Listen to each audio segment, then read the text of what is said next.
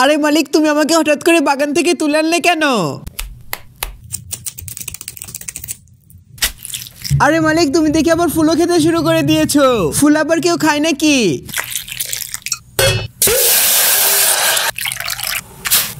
আচ্ছা বন্ধুরা, তোমার নামের প্রথম অক্ষর কি বলতে পারো? আমার মালিকের নামের প্রথম অক্ষর হচ্ছে গিয়ে ই। এখন তোমাদেরটা কমেন্ট করে বলে যাও, দেখবো কারটা সবচেয়ে সুন্দর।